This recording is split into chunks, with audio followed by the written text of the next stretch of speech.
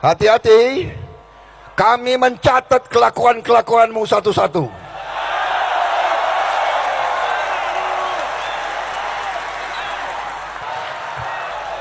Kami bukan kambing-kambing yang bisa kau atur-atur.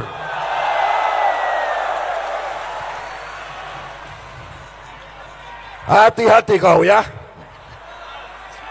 Hati-hati kau. Menghadirkan tunanetra dengan penampilan suara bagus dibayar masuk istana. Tapi adalah anak si Agus yang seperti ini, harusnya presiden turun tangan. Jemput bola, undang Agus ke istana. Kemudian biar dokter-dokternya, biar semua masyarakat sayang, tunjukkan. Kalau dibiarin begini, bonyok. Kita juga bonyok nih. Jadi Pak Prabowo, kita sarankan, kalau sebagai presiden baru Indonesia, ya kalau bisa orang buta diundang ke istana, lebih bagus lagi kalau Pak Presiden ini datang ke rumahnya Agus. Layak nggak Agus tinggal? Karena alhamdulillah udah dibeliin AC 2, kemarin nggak ada. Jadi takut dia pakai uang ini, mudah-mudahan bisa ditanggung sama Pak Prabowo. Karena bagaimana Pak Prabowo mau nanggung 10.000 sekolah dokter, tapi satu orang buta, korban kriminal, terlantar bahkan menjadi polemik di masyarakat. Kita juga dihajar-hajar orang nih gara-gara bela orang buta. Tapi bagi saya, yang melawan menghajar orang buta adalah lawan. Dan mereka adalah calon-calon penghuni neraka. Lihat VT lu tiap hari aja, kita ini udah berasa kayak tinggal di neraka. Gak ada ketenangan, gak ada kedamaian. Buka TikTok mukanya elu, buka podcast YouTube mukanya elu, buka TV elu mulu. Jadi gak usah bilang kita ini calon penghuni neraka. Kita ini udah merasa kayak di neraka sejak lu muncul. Terus nih orang memang agak lain ya. Kemarin dia suruh Pak Prabowo ngundang Agus ke Istana Negara. Sekarang lebih gila lagi. Pak Prabowo-nya disuruh datang ke rumah Agus malah ketimbang buat ngelihat AC barunya si Agus. Karena si Agus baru dibeliin AC 2. Lu kira selama ini Pak Prabowo kagak pernah lihat AC? Kagak pernah pakai AC, ketimbang masalah AC doang, ngapain Pak Prabowo harus lihat ke rumah Agus? Jangankan Pak Prabowo, kucingnya aja ogah kalau disuruh ke rumah Agus. Terus pakai segala dibilang, biar Pak Prabowo lihat rumah Agus, layak enggak? Bedah rumah kali itu mah tim bedah rumah, suruh datang ke rumah Agus, bukan Pak Prabowo. Pakai segala ngebandingin. Pak Prabowo aja kan menyekolahkan 10 dokter. Masa satu orang buta aja nggak diurusin? Pak Prabowo itu menanggung menyekolahkan 10 dokter. Sedangkan orang buta yang lu maksud itu, dia itu memfitnah dokter. Di mana ada dokter menolak orang bayar cash atau pakai eksklusif atau eksekutif atau apapun itu dipaksa pakai BPJS. Di mana ada orang buta yang lu maksud itu memfitnah dokter, tahu nggak? Padahal jelas-jelas kalau bayar cash tujuannya supaya cepat dilayani, supaya cepat ditangani, pokoknya gercep gitu loh. Tapi orang buta yang lu maksud bilangnya dokter malah nolak, malah nyaranin pakai BPJS. Nah, nggak bisa lu samain sama dokter-dokter yang beruntung disekolahin sama Pak Prabowo. Terus ada lagi guys, lanjutan videonya, mari kita lihat. Farhad Abbas minta Prabowo undang Agus Salim.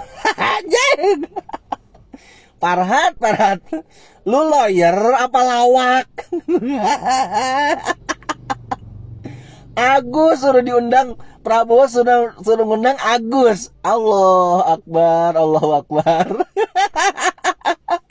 Asli lu mah ngelawak mulu, Farhad. Aduh, ampun. Kalau mau mah nih yang diundang ke istana sama-sama korban. Itu loh 8 terpidana, itu loh 7 terpidana korban salah tangkap, yang disiksa, yang dikasih air kencing, yang kepalanya disundutin asbak gitu loh. Itu bukan si Agus Salim. Waduh, lu mah bener-bener Farhad. Yang bener aja lu. Kalau jadi lawyer, jangan double. Lawyer sama lawak. Gimana sih Farhad? Saya Bugis Makassar. Dari mana kita diadu sama si Denny? Pikir pakai logika. Dari mana? Jangan kita mau dari domba. Si Denny itu orang Makassar. Begini saja, selesaikan saja di atas ring. Kalau laki-laki itu selesaikan di atas ring. Biar kita lihat siapa yang jago. Jadi orang Makassar jangan mau diadu domba. Nah memang orang Makassar itu badinya di depan, bukan di belakang. Bukan orang Makassar kalau badinya di belakang. Karena Denny orang Cina Makassar. Lihat itu gitu, Bang. Saya itu waktu itu kan Backgroundnya. ditanya waktu itu, jadi saya jawab aja. Tanya, kamu orang Makassar? Ya, orang Makassar. Jadi kalau kemudian saya mau diadu domba masalah itu, saya tegaskan lagi, suku Makassar Bugis itu adalah suku bersaudara. Mereka sama-sama menganut prinsip. Agus, ini pesan dari netizen ya. Kalau kamu nanti berobat ke Singapura, kamu disuruh bawa kresek. Kamu disuruh bawa kresek atau goni. Katanya suruh ini itu. Tahu kan maksud netizen kan? Di sana dolar banyak, Gus. Dolar Singapura banyak, Gus. Jadi kamu disuruh bawa kresek. Tahu kan maksud netizen? Ini baik loh, Gus. Berobat mata dapat, suruh bawa kresek. Tahu kan pasti maksudnya netizen ini. Agus disuruh bawa kresek ke Singapura untuk Heboh pengacara Farhad Abbas menganggap musibah seperti yang terjadi pada korban penyiraman air keras Agus Salim perlu diperhatikan langsung oleh Presiden. Menurutnya orang-orang seperti Agus Salim ini lebih pantas diundang ke Istana Negara dibanding sosok seperti Putri Aryani, penyanyi yang juga mengalami kebutaan. Bagi Farhad Abbas, rakyat yang menjadi korban dan mengalami cacat pada tubuhnya merupakan tanggung jawab dari Presiden secara langsung. Ampun bang.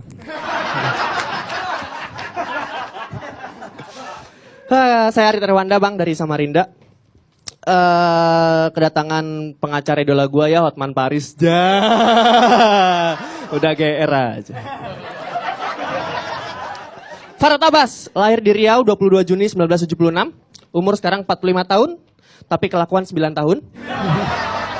Cici udah gak paham lagi dengan apa yang terjadi ya. Ini Cici baru ngelihat ada di mana statement dari Humas Polri terkait laporan Farhad Abbas ke Deddy Sumargo. Dan yang paling mengejutkan adalah korbannya nihil. Ya, korbannya kagak ada. Jadi gue bingung nih, Cici bingung nih. Sebenarnya korbannya siapa nih? Demit, tuyul, kuntilanak, gundruwo, atau apa? Coba. Kok bisa ini pelaporan kagak ada korbannya? Jadi yang dilaporin siapa? Tolong dijawab. Bang Farhad Abbas. Kok bisa-bisa ini kasus kayak begini? Baru kali ini denger korbannya kagak ada. Ini ngelaporin siapa jadinya ini? Setan yang dilaporin. Farhad Abbas belum balikin dana titipan UMKM. Wah, serius? Ada ini baru lagi. Kok bisa begitu tuh si Farhad Abbas? Coba gue denger dulu beritanya ya. Farhad Abbas UMKM. Wah, 50 miliar. Farhad, kamu harus tahu ya, kamu ngaku lawyer, tapi nggak paham hukum. Sok dan paham hukum, menzalimi orang kecil, mengambil hak orang dan balikin. Sok susi banget. Tahu? Sampai kerja-kerja ibu-ibu seperti ini, kasihan mereka, orang susah. Ya, jangan mau kita orang. Rakyat itu udah tahu yang mana salah, yang mana benar. Oke, baik. Jadi saya kira yang diutus Bang Farhad ini, ya pengacara nggak paham tentang ini. Ini simpel sekali. Dana yang dikunjungi oleh para member UMKM, ya simpel sekali. Ini aja, nggak usah terlalu melebar. Bahkan sebut beberapa nama perusahaan, bahkan sebut laporan-laporan. Bahkan lebih fatalnya lagi menyatakan bahwa ya advokat itu tidak bisa dituntut oleh kliennya loh. Kalau seperti itu parah negara ini, parah hukum ini. Parah. Bisa advokat banyak advokat nantinya ya yang bisa menipu kliennya sendiri. Ini sudah terbukti nih kok. Ternyata pantas saja dana yang digelapkan tersebut puluhan miliar rupiah dikatakan ya tidak bisa dituntut oleh kliennya. Pantas saja disembunyikan. Buktinya ini yang punya semua nih, ya para teman-teman member UMKM nih yang datang. Dan itu atas penyampaian dari Pak Sanjay dan bukti-bukti yang ada. Jadi nggak asal datang ke sini, mana mungkin ya mungkin kami orang-orang UMKM ya kecil, orang Kasihan, kecil ya seperti Allah. ini bisa berani mendatangi seorang pengacara yang berulang-ulang kali seperti Elsa Sharif dan Farhad Abbas. Bahkan yang dikatakan pencemaran nama my God, baik itu astagfirullahaladzim. pada saat kita aksi demo ya bersama dengan Kasihan banget.